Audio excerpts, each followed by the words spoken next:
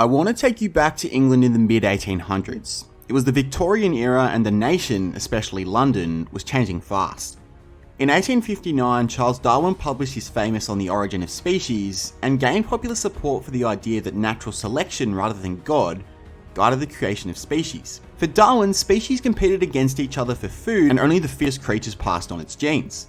Now, Darwin wasn't an atheist by any means, but for many in England, God's hand in creation was explained away. Academia was also beginning to immerse itself in an idea called biblical criticism, basically studying the Bible without the idea that it was the word of God, and an attempt to provide a more realistic explanation for the supernatural claims of the Bible. A whole range of more liberal churches began to emerge. Some denied that the Bible was without error, some denied that Jesus rose from the dead, and some denied that Jesus ever claimed that he was the Son of God.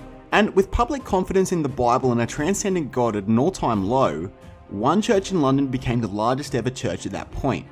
They weren't trendy, they pushed back against biblical criticism, and they were led by a man who preached over 2,000 sermons. Today we're going to answer the question, who was Charles Spurgeon? Hello there. Okay, so church history is back, and I'm really excited to begin our Insiders and Exiles series with Charles Spurgeon. Now, I need you guys to do me a favour here. Let me know in the comment section below, did you first come to the channel for church history, modern China, or enemies of the West videos? So Spurgeon was born in 1834, and there's no two ways about this, he was an absolute prodigy as a child. Before even reaching double digits, Spurgeon would give pretend sermons and read adult theology books for fun. Now, at age 15, while I was racking up 295 hours opening packs on FIFA, Spurgeon wrote a 295-page essay called Popery en Masse for a competition. Now, even though Spurgeon was very well learned about the Bible in his youth, according to Spurgeon himself, the conversion of his heart as well as his mind didn't come until he was actually 15. As would be the case for much of his life, Spurgeon was experiencing bouts of depression. But he was listening to a sermon on Isaiah chapter 45, and the preacher drew particular attention to verse 22. A verse in which God gives Isaiah a message to give to Cyrus the Great of Persia, and God gave Cyrus the command to turn to me and be saved. The preacher encouraged the audience that they'd never find comfort in themselves, and for the soul to truly be at rest, people had to surrender their worship of themselves and turn to God.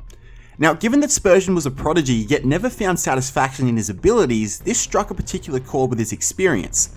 And despite already knowing that God designed people to be in relationship with him, this was the first time he truly understood the weight of that, and he was soon baptized. Now, Spurgeon was brought up in a Congregationalist church. Basically, for the purposes of this story, all you need to know is that they believe in baptizing infants who belong to members of their church. However, Spurgeon didn't believe in that practice and believed that baptism ought to be saved for people once they'd personally expressed their own faith in Jesus. Now, in Insiders and Exiles, we'll see plenty of Christians who disagree with Spurgeon on this one, but Spurgeon left the Congregationalists to join the Baptist Church because believers' baptism is the signature teaching of the Baptist Church. Now, at age 17, Spurgeon moved to Cambridge and visited Waterbeach Church, and he was soon invited back to the church to be their pastor. Believe me when I tell you that this kid was extremely gifted from a young age. And so Spurgeon became the main preacher, and when he took over, the congregation was at about a size of 40. When he'd leave 2 years later, it grew to around about 400. I'll explain what drew people to Spurgeon's preaching when we look at his next church, but it was clear. God had given his servant an incredible gift for preaching. And so at age 19, his father, John Spurgeon, attempted to enroll him in Stepney College, the college for Baptist ministers. But Charles said no because they were training ministers for what he was already doing. And so Spurgeon was an extremely rare case of a 19-year-old thinking that they were above training and actually probably being right. He's holding me back! And so New Park Street Church in South London were on the hunt for a new pastor, and so Spurgeon was invited there to go and preach.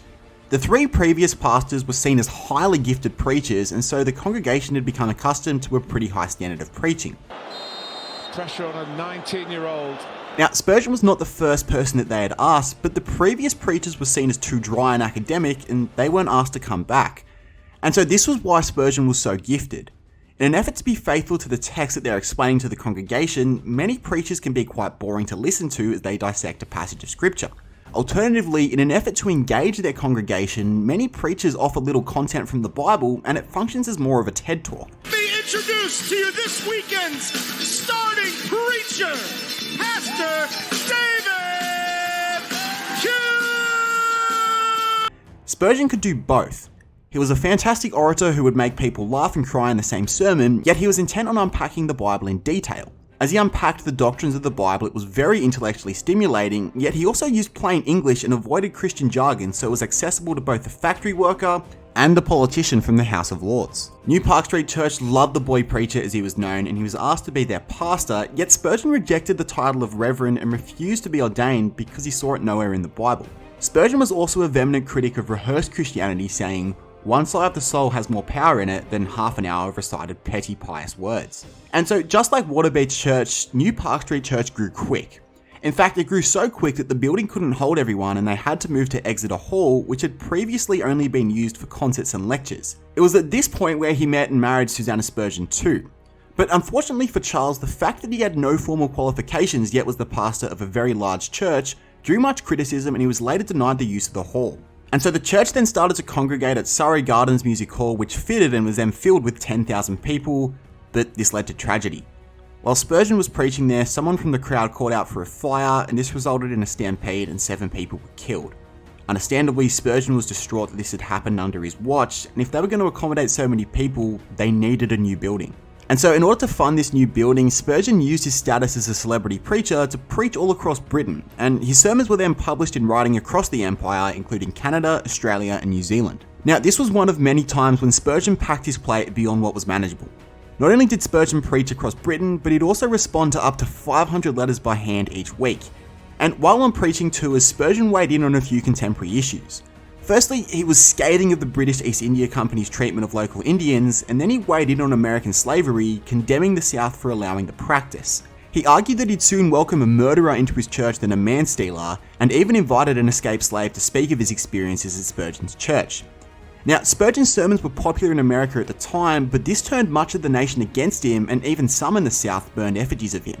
And so construction of the new building lasted 2 years and cost £31,000. But in March of 1861, the new building, the Metropolitan Tabernacle, had its first service. Now, the church had 5,000 members and was attracting 20,000 visitors each week. Just for perspective, many Premier League teams today don't have stadiums large enough to fit those numbers.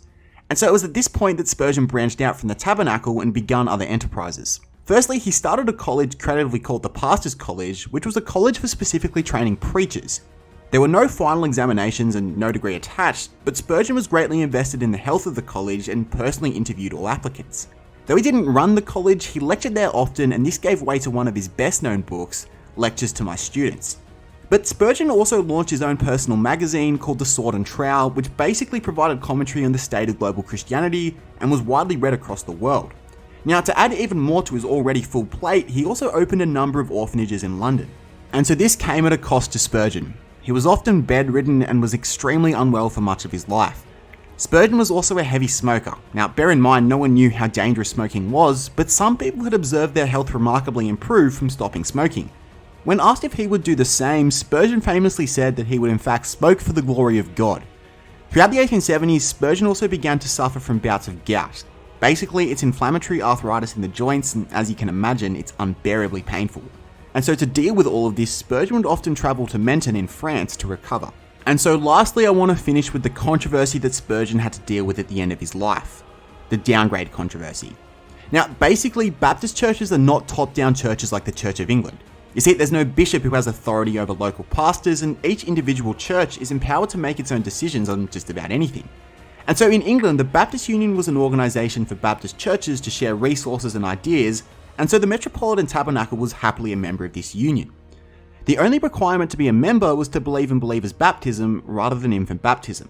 However, as I said at the start of the video, this was the era of biblical criticism, and as Spurgeon labelled it, new theology was creeping into many Baptist churches that denied the central tenets of Christianity, such as the Bible being inerrant and Jesus' resurrection.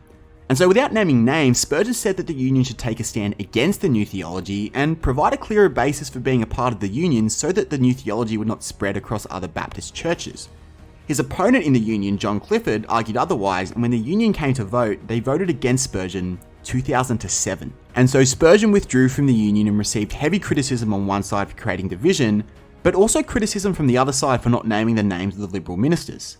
Ultimately, just 2 years later, Spurgeon went to Menton again, but this time he wouldn't recover. He was extremely frail and had a big fall, and then months later in 1892, Spurgeon died.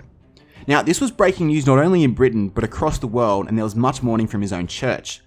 Ultimately, 5 funeral services were held for him to cater to everyone who wanted to attend.